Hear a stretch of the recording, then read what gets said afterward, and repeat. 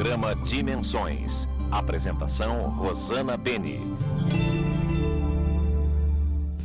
O programa Dimensões hoje está muito feliz, pois está recebendo um grande escritor, um grande autor e palestrante, também colega do nosso programa há 13 anos. César Romão, tudo bem?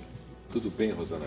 Prazer estar aqui com você, parabéns pelo seu sucesso, e parabéns pelo seu sucesso nas livrarias também. Obrigada. Você é uma grande escritora que colabora com a nossa literatura. Obrigada. Olha, a elegância de César Romão, né? Para entrevistar o César Romão, a gente tem que até que se vestir melhor.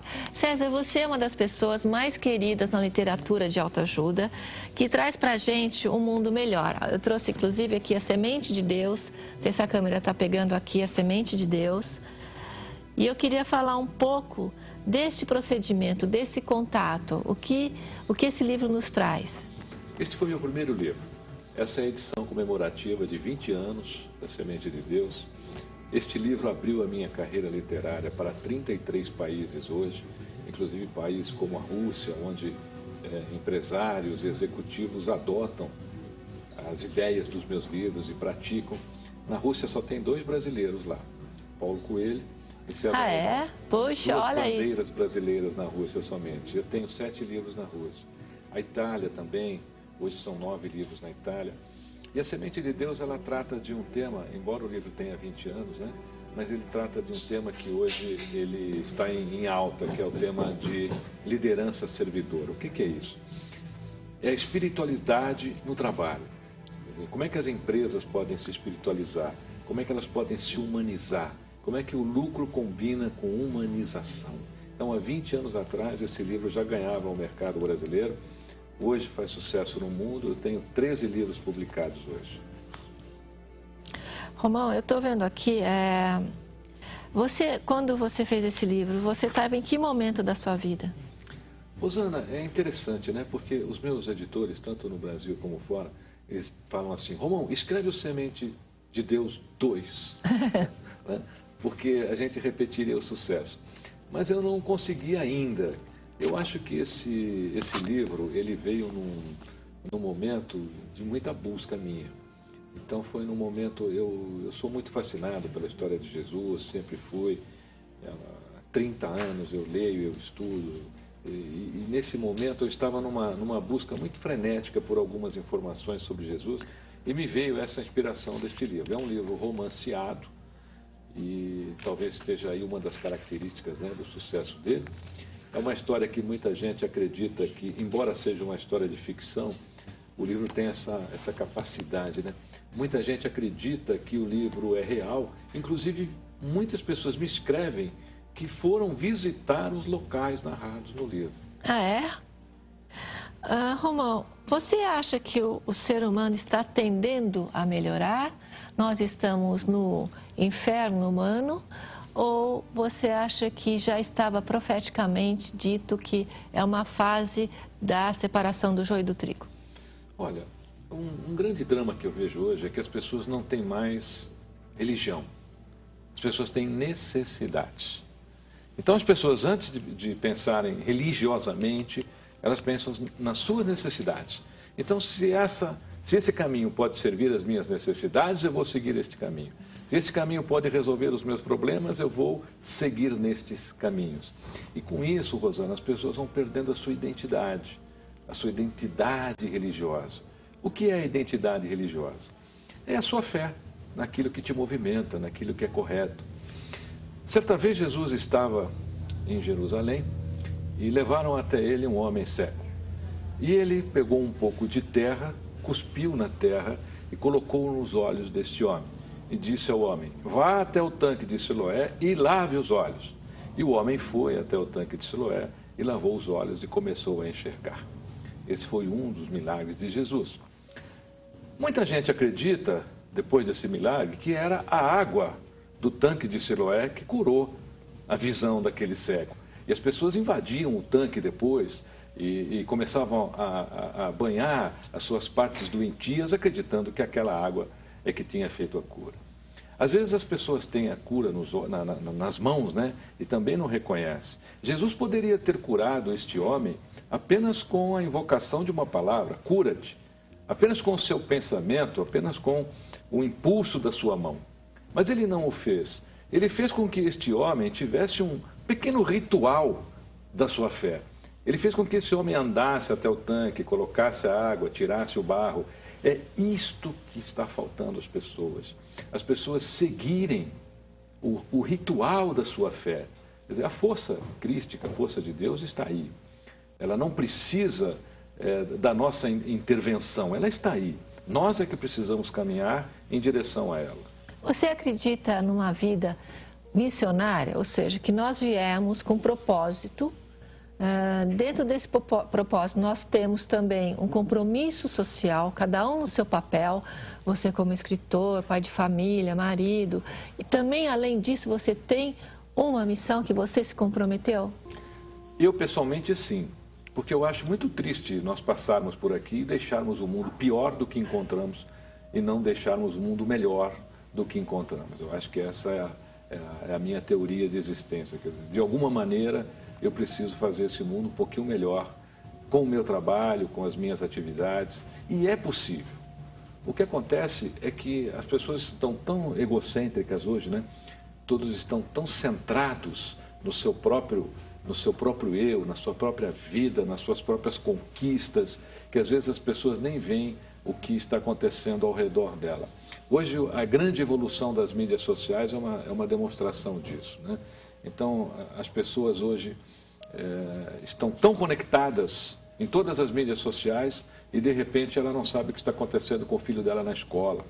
Então, ela está lá no Facebook, ela está no Twitter, ela está no YouTube, ela tem tudo. Está curtindo todo mundo lá? Está curtindo todo mundo e, de repente, o filho dela está com um problema na escola, ela nem sabe. Olha, seu filho foi reprovado. Como? Nós temos que estarmos centrados na nossa vida, na nossa circunstância, né? O que acontece é que faz parte, são as coisas que você tem que conviver. Isso tem que ser convivência e não existência. Então, as pessoas têm confundido isso, existência com convivência. Convivência é o que está te acontecendo. Agora, a sua existência você não pode abandonar. Que é muito mais profundo. Romão, por que hoje as pessoas não focam naquilo que eles estão fazendo? Eu vou ao cinema, eu quero ver o cinema. Eu estou aqui, eu estou inteira aqui.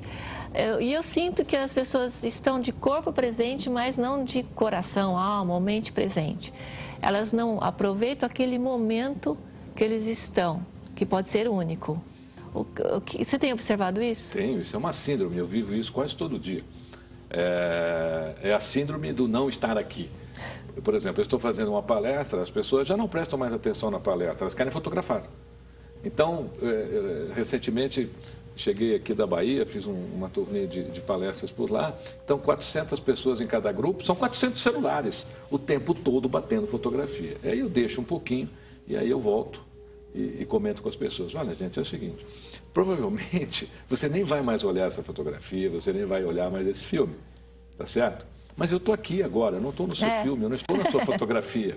Aproveita tá a pessoa ali tridimensional ali, eu né? posso não voltar aqui, tá certo? Então, mas isso, Rosana, é uma síndrome de que o melhor está fora e não dentro. As pessoas acham que o melhor está sempre lá fora. Existe uma história muito engraçadinha de pescador, por exemplo. Eu viajo muito com os meus filhos, aí quando a gente viaja, aí a gente vai para lugares assim, que tem um pouco de natureza, e quando a gente sai para pescar, o barqueiro fala assim, olha, joga a vara aqui, que aqui tem o peixe bom. Aí, depois que você joga a vara, ele fala assim, olha, mas peixe bom mesmo, se a gente subir o rio mais uma meia hora, é ali que está o peixe bom. E assim ele vai, sempre achando que o peixe bom está mais para cima do rio. Quer dizer, já me leva direto onde está o peixe bom, né? Eu acho que as pessoas têm que aprender a viver o seu momento, a viver o seu instante, a ter foco. As pessoas perderam completamente o foco. O que fez isso crescer foram as mídias celulares, foram os smartphones. As pessoas hoje não largam mais, então está todo mundo andando na rua assim, né, com o smartphone. Então, você está num restaurante hoje, as pessoas não conseguem mais conversar, isso é comum hoje. Eu escrevi um artigo recentemente dizendo que os bebês do futuro vão chamar os pais, tá certo, de iPad. Porque hoje você vê nenenzinho já recém-nascido, o pai já pendura um iPad ali na frente dele, põe uns bonequinhos. As pessoas estão perdendo alguns valores. É muito desequilibrado isso, né, Romão? Isso é muito exagerado. Acho que tudo um pouco faz bem. Mas assim, eu fico até triste de ver essa cena, eles querem as crianças quietas, então coloca isso na mão deles. É a mansa leão. A mansa leão, né? E agora a criança vai criando o mundo deles, fica distante do pai ou da mãe ou de quem for que está criando a criança, e a criança se torna até uma criança que não consegue no futuro se relacionar. A coisa mais importante da nossa vida, Rosana, é o tempo. A tudo que nós entregamos o nosso tempo, nós temos que entregar a nossa atenção. Se você está utilizando o que você tem de mais importante, que é o tempo, e não entrega a sua atenção, você se torna uma pessoa rasa naquilo que você está entregando o seu tempo. Então, se você faz isso com o seu filho, você está entregando o tempo, que é uma coisa preciosa para você e para o seu filho, mas você não emprega atenção sua, amanhã ou depois você terá problemas com o seu filho. Você terá um relacionamento raso com o seu filho. Então, eu queria recomendar aqui aos seus telespectadores que quando estiverem lendo o livro, leia o livro, quando estiver almoçando, almoce, quando estiver, conviva, porque tudo isso passa. E amanhã, nada disso vai fazer falta na sua vida. Sabe o que vai fazer falta na sua vida? O abraço do seu pai, o beijo do seu filho. O seu filho cresceu e você não viu. Ele fez uma formatura e você não pôde ir à formatura. Estas coisas você vai sentir falta. O seu smartphone você não vai, porque daqui de 2 em 2 meses hoje, os smartphones estão sendo atualizados. O Google lançou agora o Google Glass, que é um smartphone num óculos. Então você imagina como está a evolução tecnológica. Então a evolução tecnológica ela vai vencendo a si mesma. Cada vez mais. E não vai deixar cicatriz em ninguém. O que vai deixar cicatriz são as partes humanas e emocionais da sua vida que você deixou de vivenciar. Romão, daqui a pouquinho a gente volta com mais experiência que você tem de vida, de ser humano, de pai, de autor e palestrante. Daqui a pouquinho no programa Dimensões. Gente, eu estou vendo aqui a movimentação do estúdio. O programa Dimensões veio para acrescentar na vida de cada um. Nós temos que ser seres humanos mais simples, nós precisamos ser seres humanos mais criativos, amados e ajudar e fazer algo de bom para alguém. Nosso convidado hoje é o César Romão. César Romão tem uma experiência vasta sobre essa área de seres humanos, não só como palestrante, mas como escritor e pai, porque o que ele fala do seu filho, do seu amigo, ele vive, né, Romão? Porque tem muito palestrante que só é teórico e no dia a dia é um caos.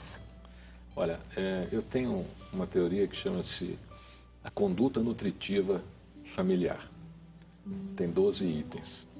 Mas tem uma que eu mais gosto, tem um item que é o item que eu mais gosto, que é o maior desafio de todos, Rosana, para qualquer pessoa.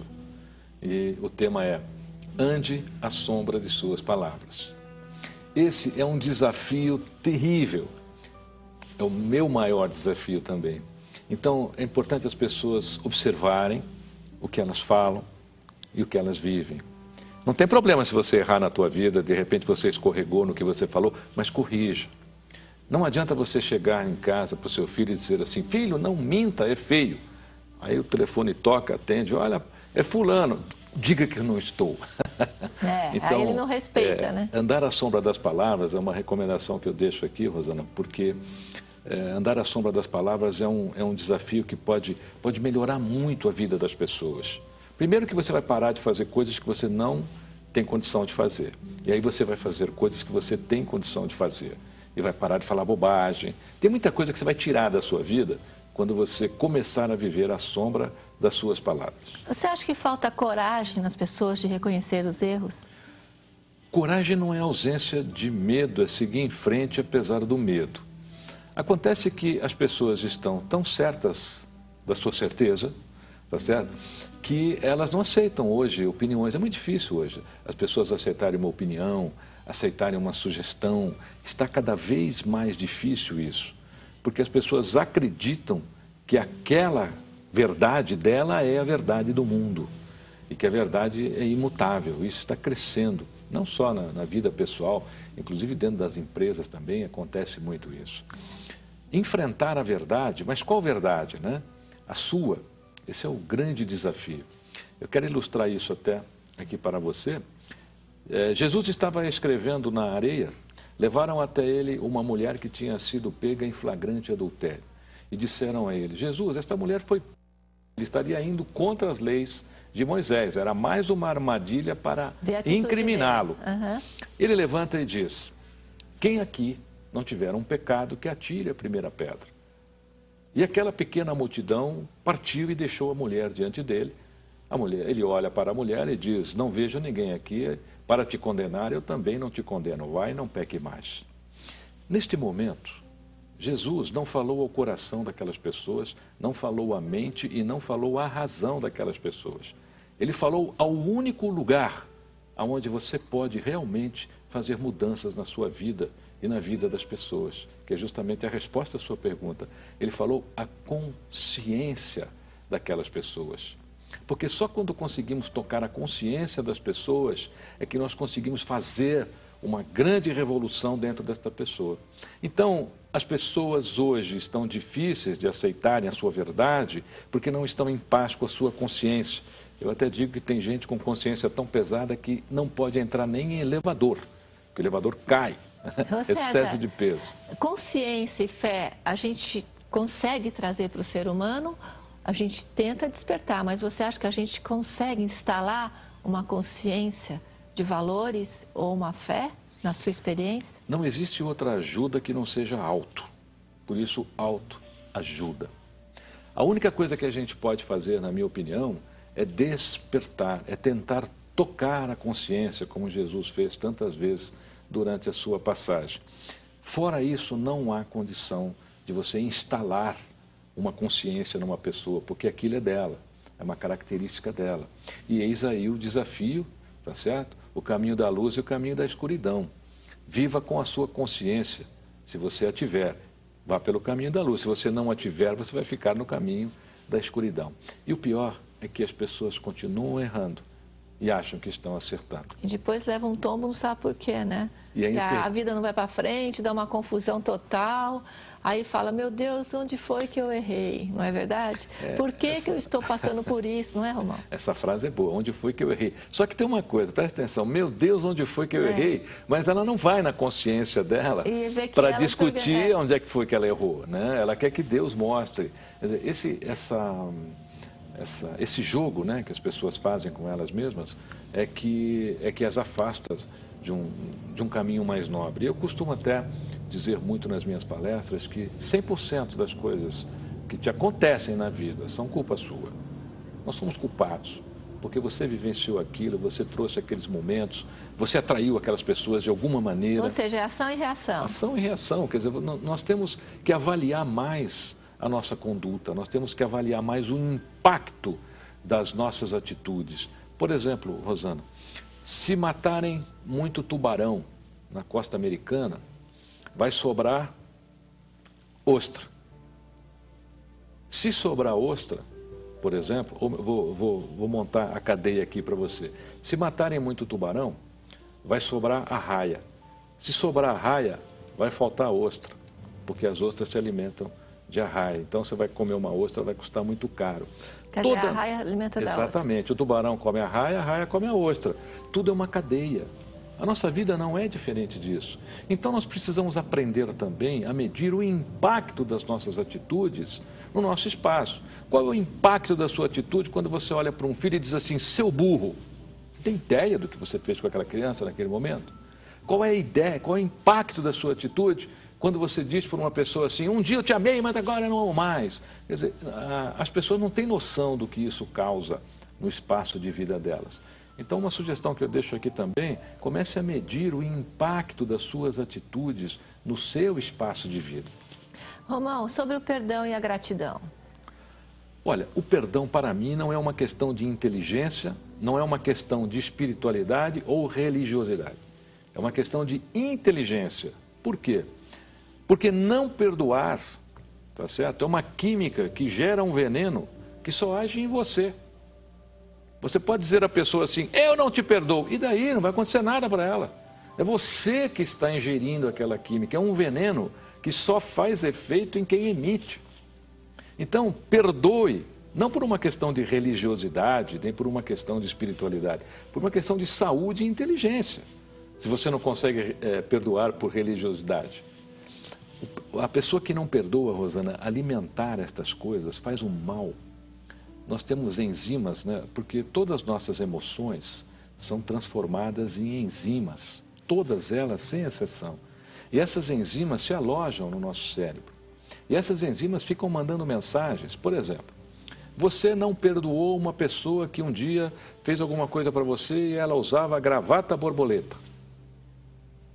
Todo mundo que você conhecer de gravata borboleta, você vai fazer, o seu cérebro gerou aquela enzima, ele vai ligar. Não, gente de gravata borboleta, eu sofri com um homem que usava gravata de borboleta. E de repente, aquele homem não tem nada a ver com aquele é a pessoa da sua vida, ou vai te dar uma oportunidade, ou vai te fazer feliz.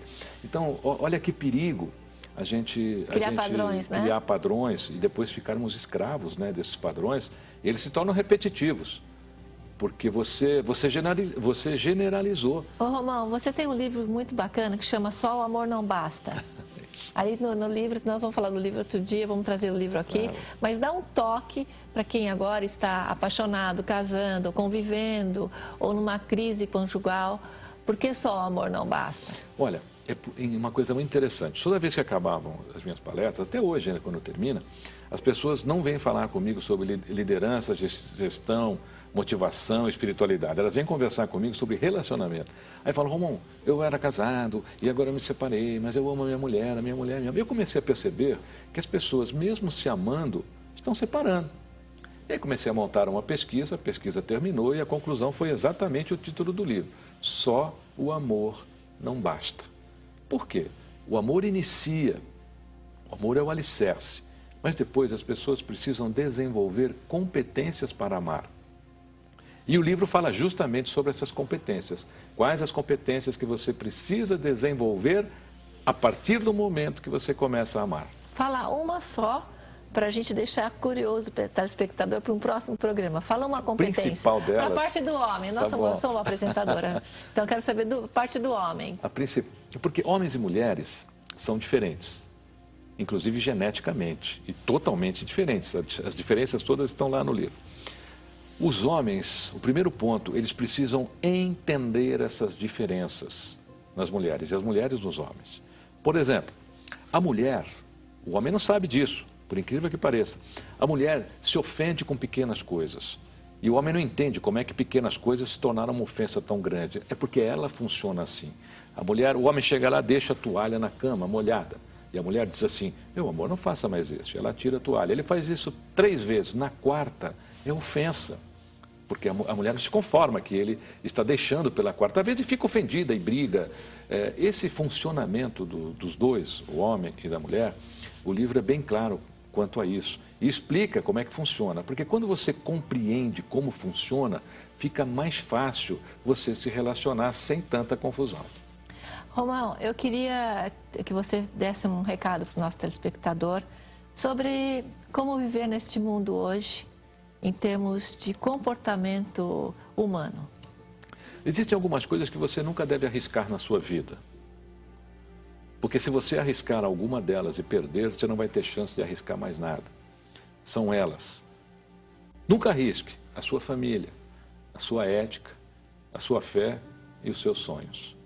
Porque se você arriscar um destes e perder, você não terá mais chance de arriscar nada na vida. Obrigada, Romão. Muito obrigada. E eu quero, Romão, junto comigo aqui, nesses últimos momentos do programa, diretor, fazer uma homenagem a um grande artista plástico que nos deixou, meu irmão espiritual, meu amigo, meu parceiro, Gustavo Rosa, que nos deixou para um plano superior, ele que trouxe tanta alegria para todos nós nas suas obras, nos seus projetos. Muitas crianças com câncer ele ajudou. Ele doou muitas obras para as associações, a Casa Hope está aí, o GRAC, para dizer. Então, eu tenho algumas imagens aí que eu vou colocar para vocês, de uma entrevista com ele, que ele fala um pouquinho do coração dele, alguns minutinhos. Mas fica aqui, Gustavo Rosa, se você pode nos ver e nos ouvir em outro plano, eu, César Romão e toda a equipe da Rede Brasil lhe deseja muita luz nesse plano e muito obrigado por ter trazido a arte, viu? Agora muito ele obrigado. Pode nos ouvir mais do que nunca, mais este anjo chamado Gustavo Rosa. Vai um pouquinho de Gustavo Rosa e até o próximo programa.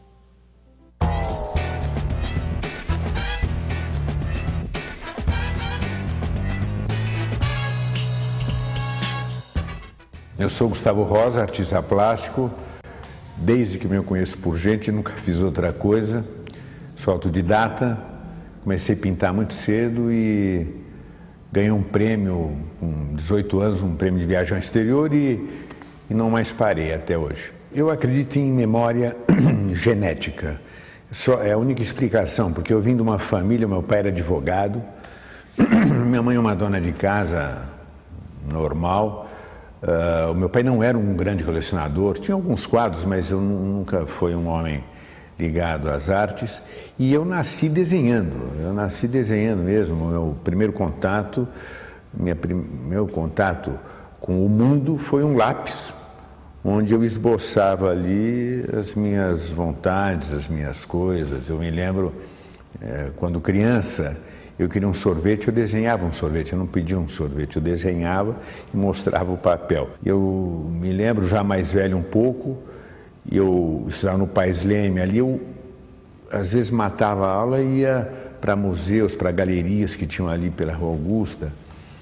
Eu atrás de pintura, querendo conhecer um pintor, foi sempre a minha vontade. E comecei muito cedo, com 15, 16 anos já comecei a pintar. Com 18 anos, 19, ganhei um prêmio, viagem ao exterior. Eu fui para a Inglaterra, fiquei um tempo. Na volta, eu falei, não, eu vou ser um pintor. E me profissionalizei e comecei a vender meus quadros, meus trabalhos. E expus muito nos Estados Unidos.